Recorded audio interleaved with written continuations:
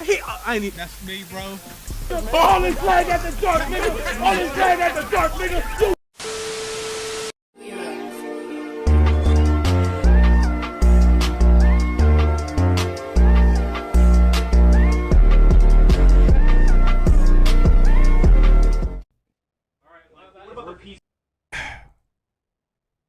Let's watch some history. Let's watch some history. Bro, refund? Yeah, refund it. The Rockets got 2. Name the year, 94 and 95. What do you want? What did that prove? What did that prove? Oh, dream team. These words from Eagles backup quarterback Vince Young would send shockwaves throughout the entire NFL. The 2011 Philadelphia Eagles had a free agency class for the ages.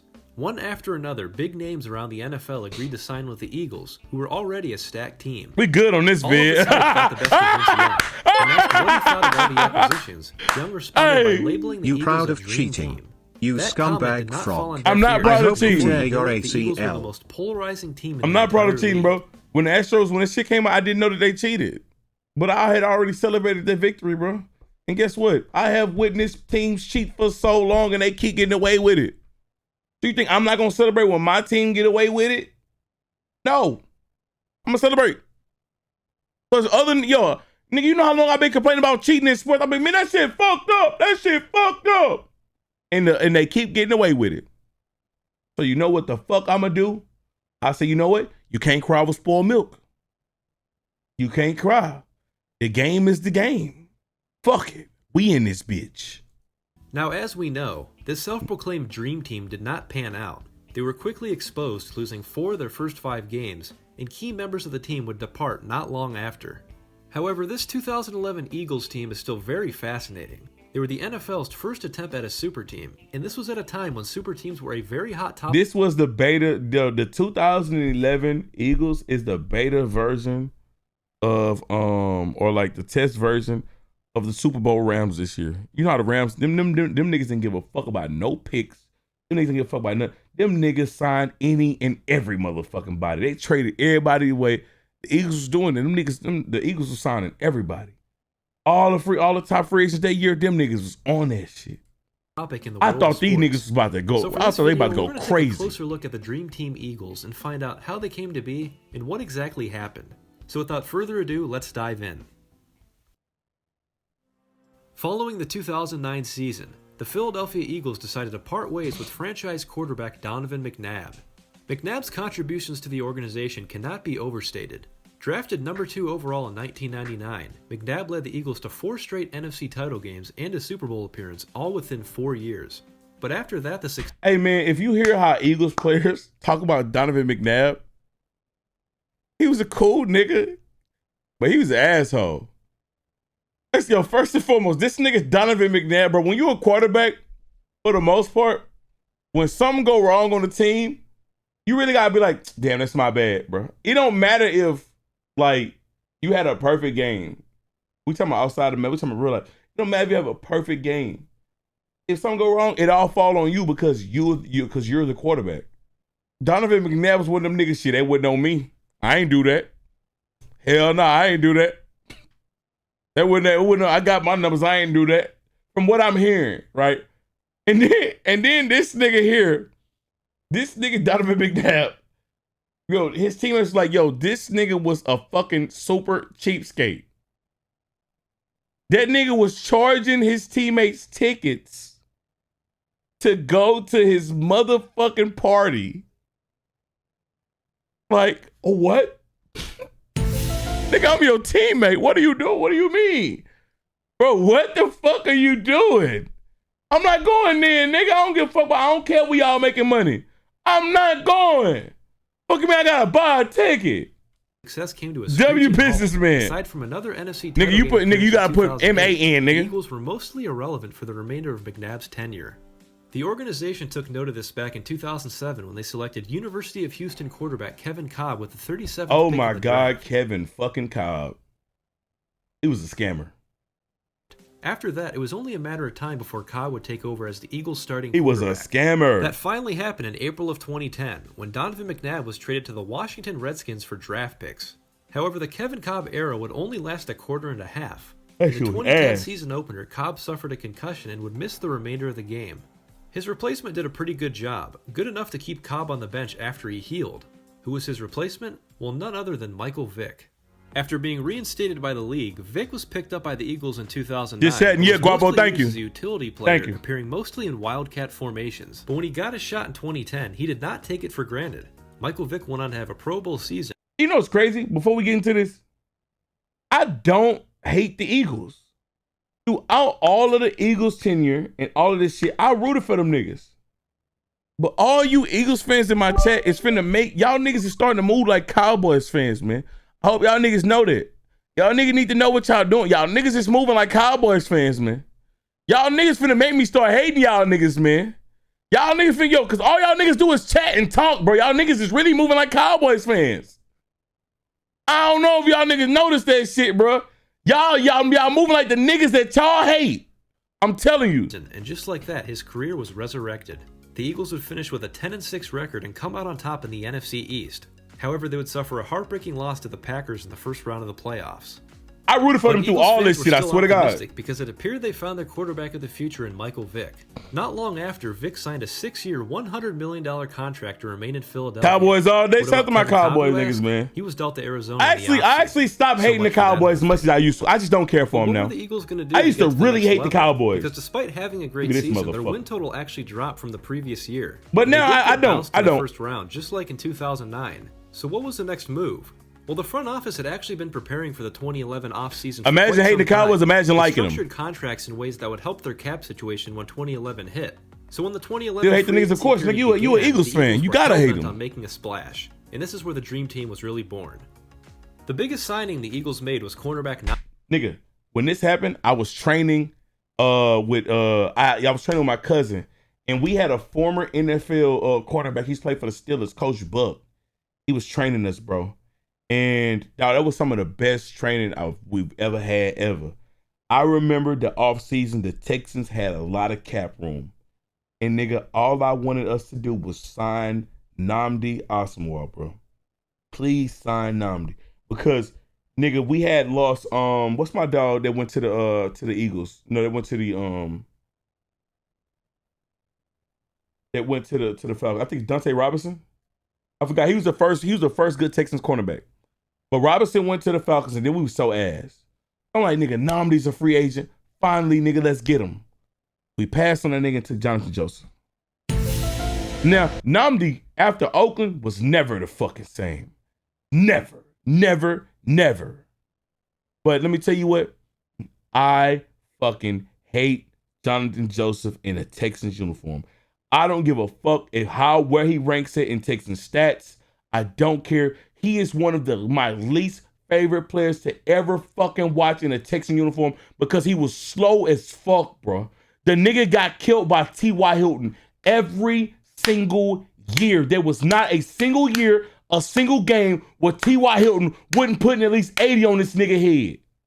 I hated watching that nigga. Asomugha was previously with the Raiders, and he was slowly whatever. I don't know what I said, but he was ass. There was a sweepstakes to get him, and the Eagles were the team that won. This was a huge Every year that nigga put 80 on his head. Vince Young. At 28 years old, the number 3 pick in the 2006 draft was picked up by the Eagles to be the number 2 quarterback.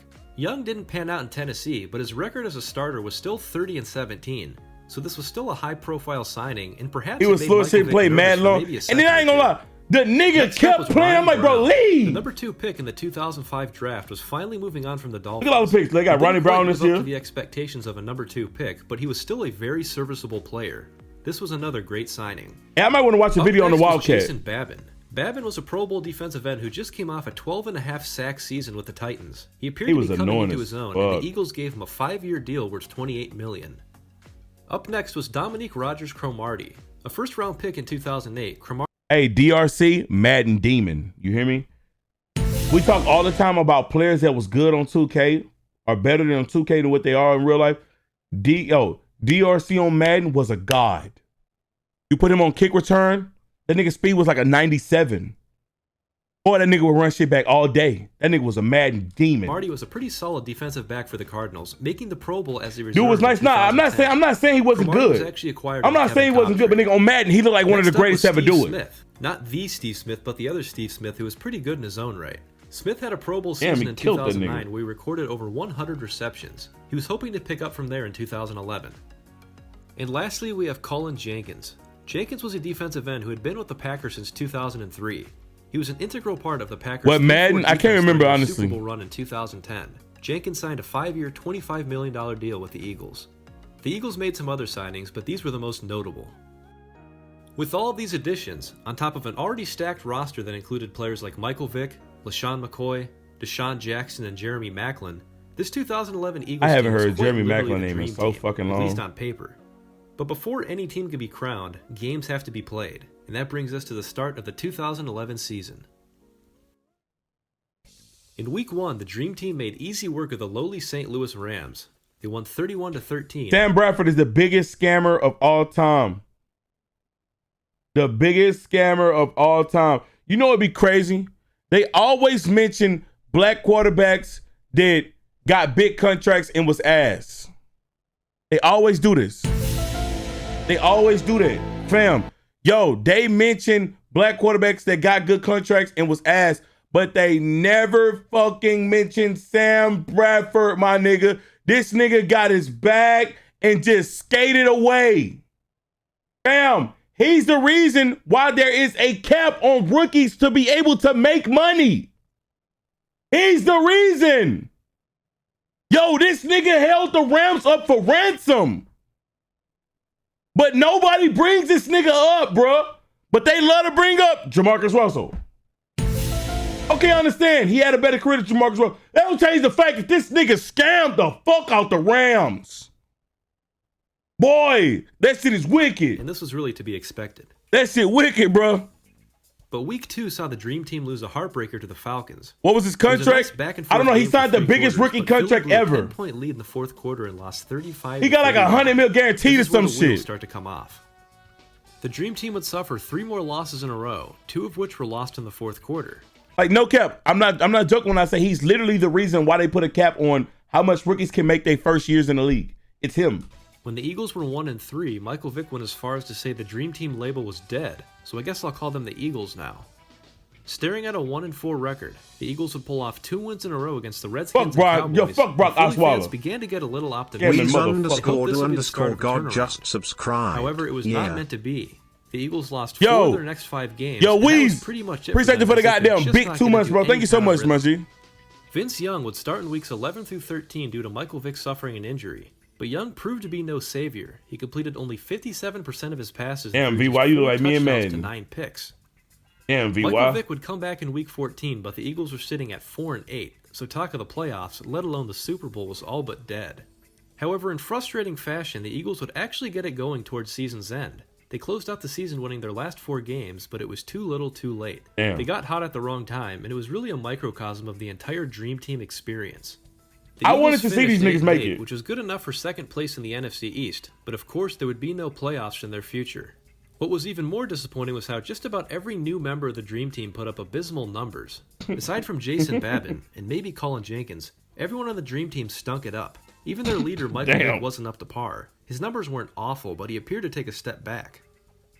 But by far the most disappointing aspect of the Dream Team was how quickly they were disbanded. A number of players didn't even return for the 2012 season. Ronnie Brown, Vince Young, and Steve Smith all departed after 2011. VY. Vince, nigga, Most Vince of the other nickname members is wouldn't VY. last much Nigga, what the longer. fuck? Nigga, no, I'm Jason gonna call Babin, nigga VY, Nami nigga. Asamoah, Cullen Jenkins, and Dominique Rodgers-Cromartie all were gone after 2012. Jason Babin was Hey, even now, cut nigga. before the season ended. Amazing. And worst of all, their head coach of 14 seasons, Andy Reid, was fired after a 4-12 finish in 2012. So 2012 was not only the end of the Dream Team, but also the end of a significant chapter in Eagles history.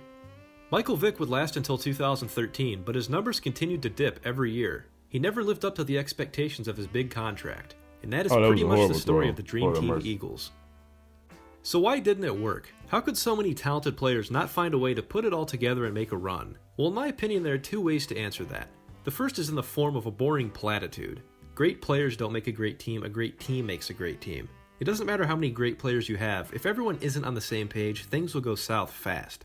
That was the case I hate with this that team. nigga There were Chip reports Kelly. that Nnamdi Asomugha would go to his car to eat lunch instead Yo, Eagles fans hate Chip Kelly, bro. of eating with his teammate. Wait, what? No matter how many great players you have, if everyone isn't on the same page, things will go south fast.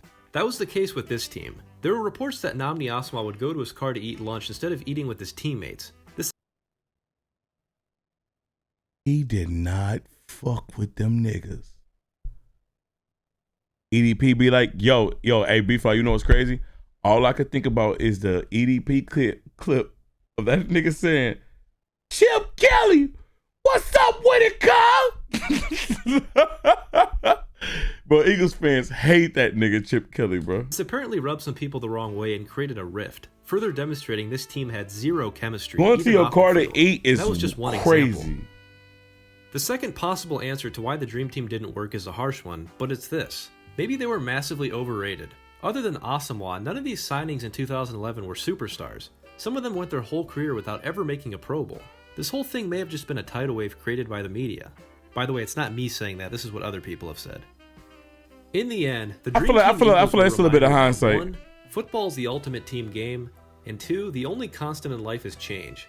Maybe Vince Young was aware of this. Maybe he was just living in the moment, having a great time because he knew it wasn't going to last forever. And that actually was the case with him. 2011 was his last year in the NFL. Yeah. So no matter what you think of the Dream Team, you gotta give them this. There's never been anything like them before or after. We're That's nearly cap. 10 years removed from the 2011 season, and no team has made any kind of attempt to form a super team. And then the next team to do it won it. The next team to do it won it. That shit crazy, bro. Yo, these were the early version of the fucking Rams, bro. Yes, talented rosters have been assembled, but not in a way that would Oh, what an ass team. I remember turning on ESPN and I'm seeing Max Kellerman after Deshaun Watson just threw like 350 for 2 touchdowns for somebody. They were ranking young quarterbacks. And this son of a bitch put Baker Mayfield over Deshaun Watson. And I knew at that point I was done watching ESPN. I was done. At no point in time was Baker better than Deshaun at all. I don't give a fuck about when he took the Browns to the playoffs. At no point in time. constitute a dream team. So in that respect, the 2011 Philadelphia Eagles were truly one of a kind. Fuck C-Town doing? This nigga call this nigga C-Town, what the Dream fuck? team. So in that respect, the 2011 Philadelphia Eagles were truly one of a kind. That's going to wrap up this video, guys. Cool of it, man. Cool of it.